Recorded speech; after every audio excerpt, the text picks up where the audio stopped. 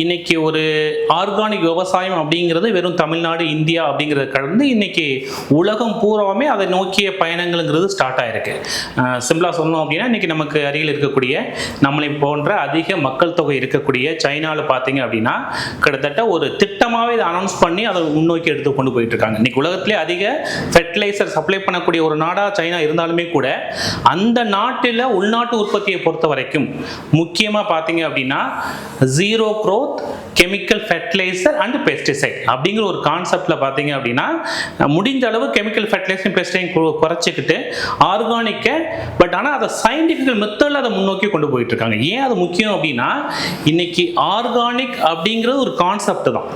இதை முழுமையாக ஒரு சயின்டிஃபிக்கல் மெத்தடாக நம்ம புரிஞ்சு தேவையான சத்துக்களாக இருக்கட்டும் பூச்சி மற்றும் நோய் மேலாண்மையை முழுமையாக நம்ம ஒரு ஹோலிஸ்டிக் அப்ரோச்சாக பண்ணால் மட்டும்தான் ஆர்கானிக் ஃபார்மிங் அப்படிங்கிற ஒரு விஷயம் சக்ஸஸ்ஃபுல் ஃபார்மிங்கை நம்ம மாற்ற முடியும்.